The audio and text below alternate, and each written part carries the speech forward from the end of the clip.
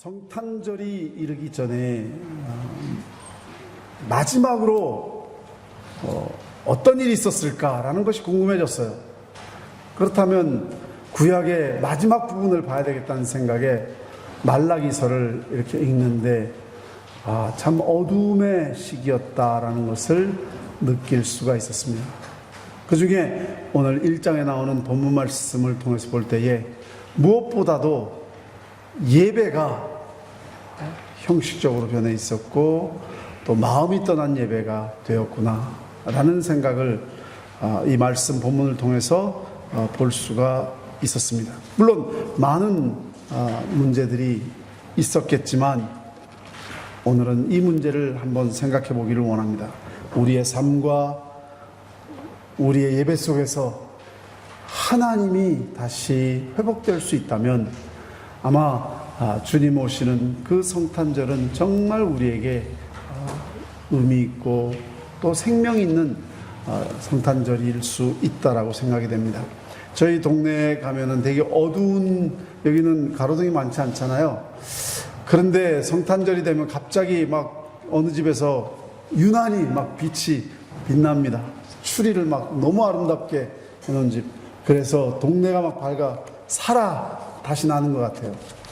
어두웠던 그 400년의 침묵기, 말라기가 예언을 한 다음에는 400년의 침묵기가 있는데 그 어두움의 시기가 끝나자마자 갑자기 추리의 불꽃이 온 집안에 피는 것처럼 예수님의 탄생을 알리는 놀라운 역사들이 한마디로 세상에 빛이 비치기 시작합니다.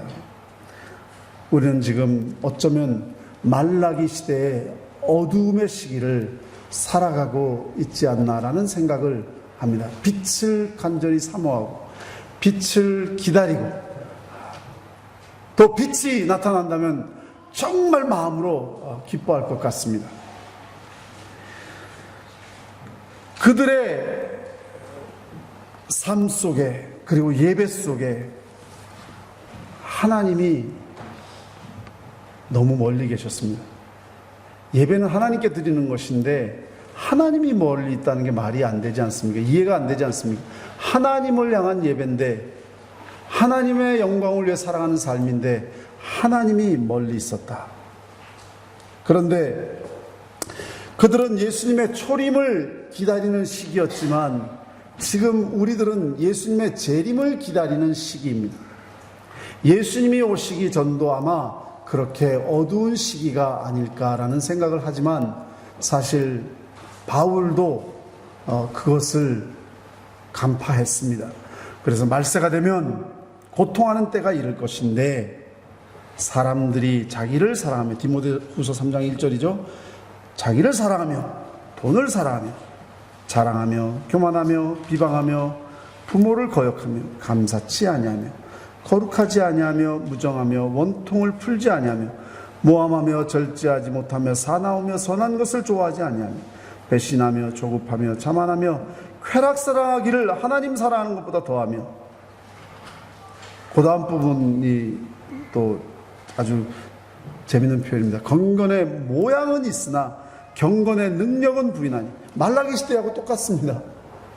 종교는 있고 제사는 있는데 경건의 모양은 있는데 정작 경건의 능력은 부인하니 너희는 이와 같은 자들에게서 네가 돌아서라 이렇게 말씀하셨습니다. 예수님의 재림을 기다리는 이 시기도 많이 비슷한 것 같습니다. 이기주의가 사람들의 마음에 아주 중심을 이루고, 그리고 또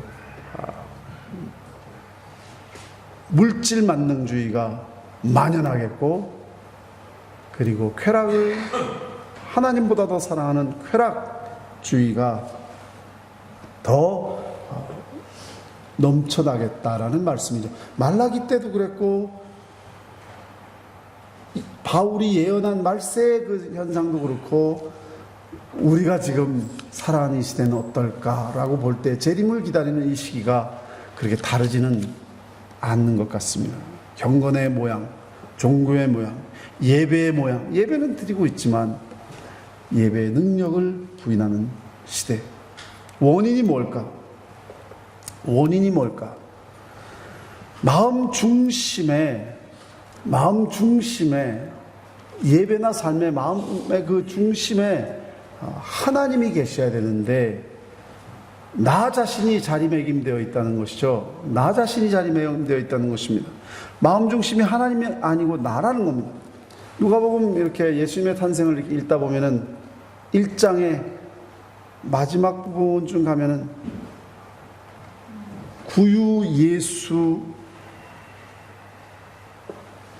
구유에 예수님이 누이셨는데 이는 여관에 있을 곳이 없습니다. 이 말이 확 와닿습니다.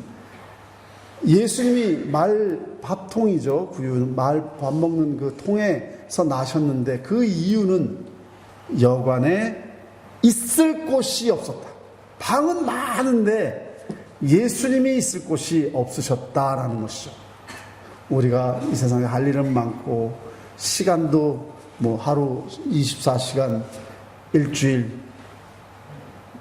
수없이 많은 시간들, 또 예배도 오전, 오후, 수요 예배, 새벽 예배, 또 교회 곳곳마다 예배 드리는 자들이 넘쳐나는데 예수님이 누우실 곳이 없었더라.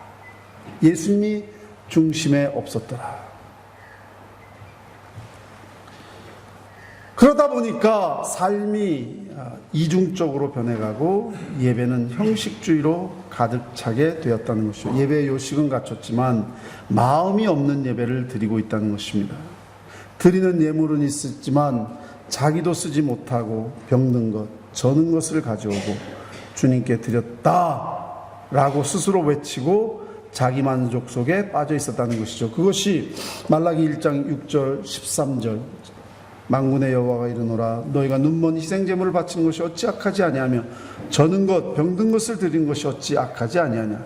이제 그것을 너희 총독에게 드려보라. 그가 너를 기뻐하겠으며 너를 받아주겠느냐. 만군의 여호와가 이르노라 너희가 또 말하기를 이 일이 얼마나 번거로운고 하며 호웃음치고 훔친 물건과 저는 것 병든 것을 가져왔느니라.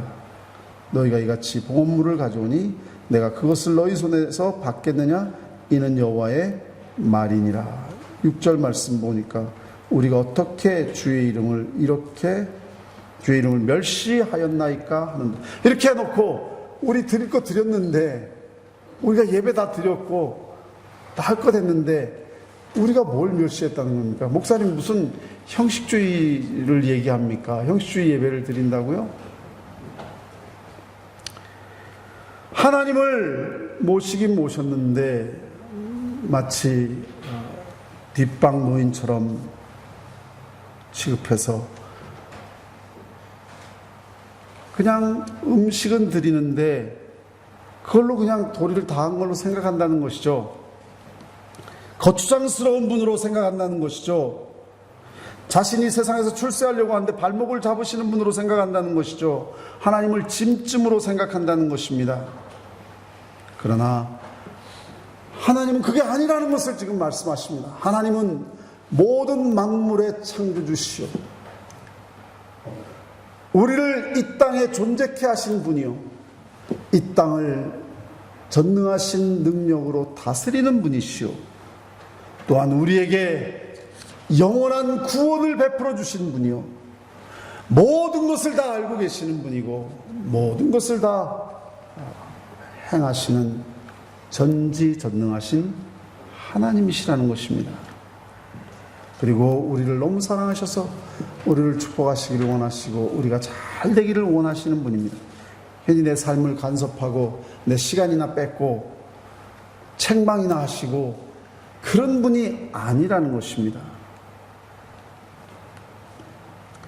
그러므로 우리는 하나님과의 관계가 다시 한번 정립되어야 되겠습니다. 하나님이 우리 마음의 안방에, 하나님께서 우리의 삶의 중심에, 하나님께서 하나님 되시는 예배가 되어야 할 것입니다. 무엇보다도 하나님의 그 십자가의 사랑을 우리가 회복하고 주님을 향하여 그리고 이웃을 향하여 우리가 그 십자가의 사랑 속에 빠져드는 그러한 은혜가 우리 삶 속에서 넘쳐야 된다는 것입니다. 그런데 말라기서를 보니까 그 당시 사람들이 그러지를 못했습니다. 그러다 보니까 마음에 하나님이 중심에 안 계시니까 세상이 커 보이고 세상이 부럽습니다.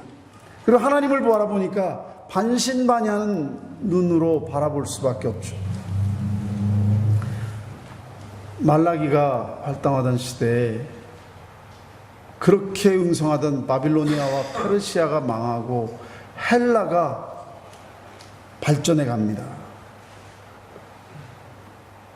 그런데 이스라엘 백성들은 정작 회복해야 될 자신들의 국권과 힘을 전혀 회복하지 못하는데 반면에 자신을 괴롭히던 에돔과 같은 그런 민족들은 막 융성합니다.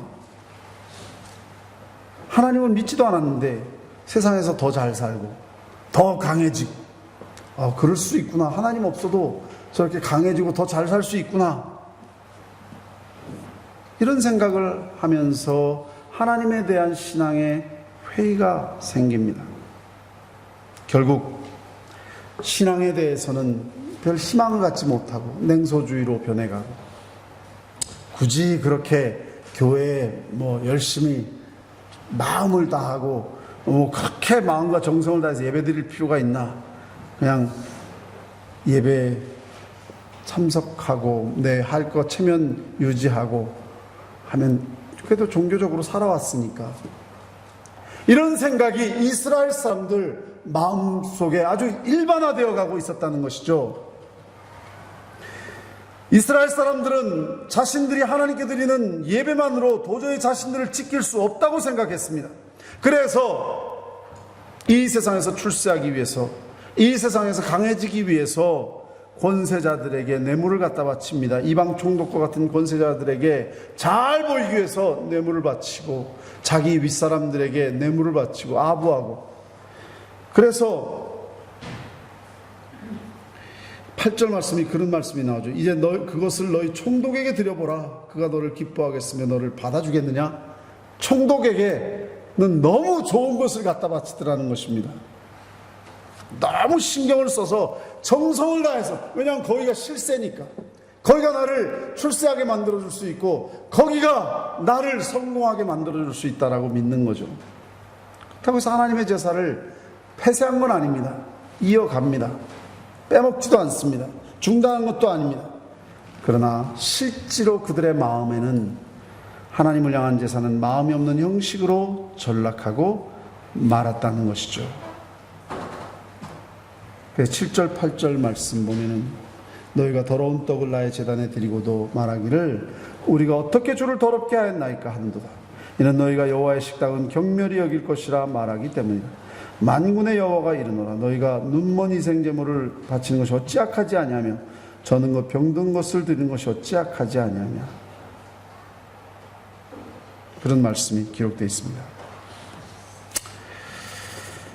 그래서 결국 드리긴 드려야 되는데 열등한 동물들을 골라서 드리고, 심지어 훔친 것을 드렸다는 것은 그 범죄한 사람들이 돈 세탁하는 식으로 일단 그거는 그렇게 하면 하나님께 바친 것이 되고 자신의 범죄는 사라지는 거 아닙니까?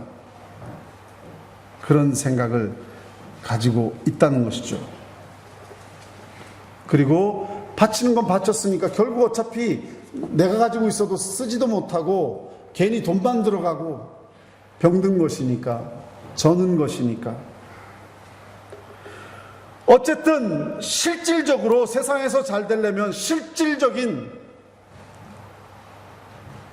물질과 명예와 권력이 있어야 되겠다는 것이죠. 예수 잘 믿어봐야 소용없다라는 것입니다. 아무개는 예수도 안 믿고 나쁜 짓 다 하는데 잘만 되더라 라는 생각이 만연한 그런 세상적인 생각을 한 사람들이 많이 생겼다는 것이죠. 말세가 되면 그러한 사람들이 조급하고 배반하고 과격해지고 물질주의로 변하고 등등 이기적으로 변하고.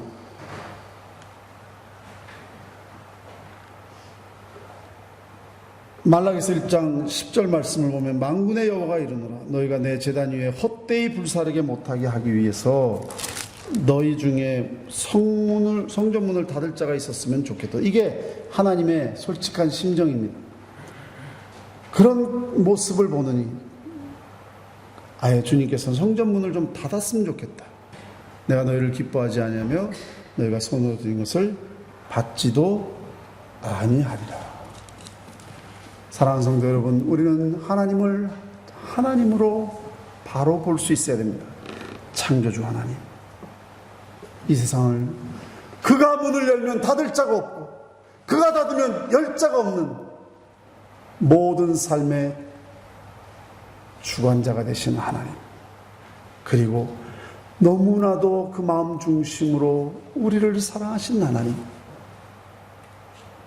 그가 없이는 이 세상도 존재할 수 없으며 그는 무에서 유를 창조하시고 그리고 영원히 우리의 인생을 책임지실 분, 실제로 이 세상은 그분에 의해서 다스려지고 있다는 것을 우리가 알아야 됩니다. 그래서 우리는 그분과의 관계를 바로 회복하는 것이 급선무입니다.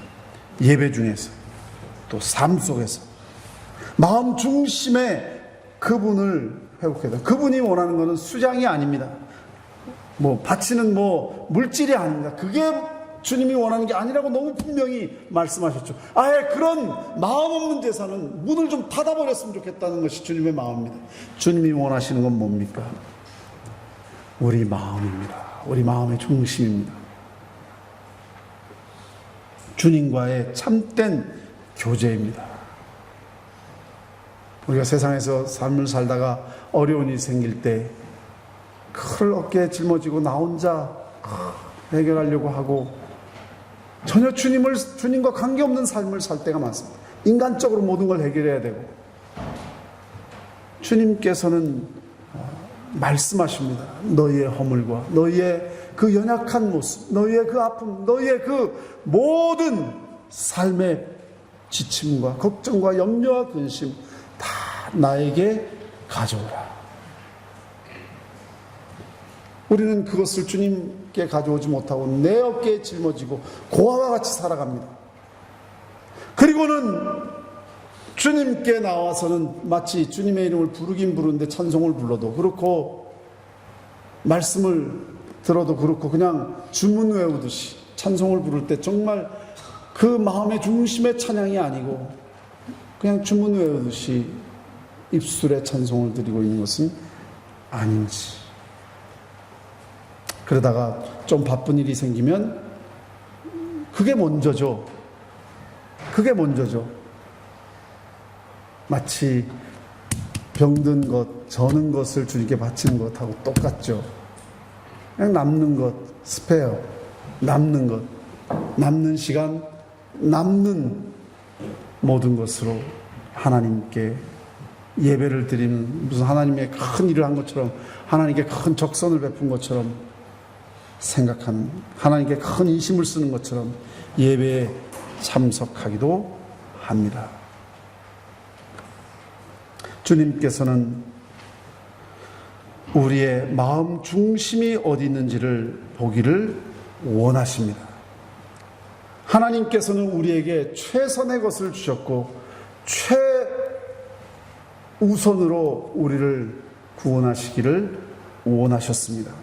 그리고 우리에게 최우선의 것을 함께 나누기를 원하시는 것이죠. 마태복음 13장에 보면 보화가 감추인 버려진 땅에 대한 이야기가 나오죠. 예수님의 말씀입니다. 보화가 땅속에 감추었는데 사람들은 그것의 귀중함을 모릅니다. 그런데 그것을 아는 사람은 자신의 모든 것을 팔아서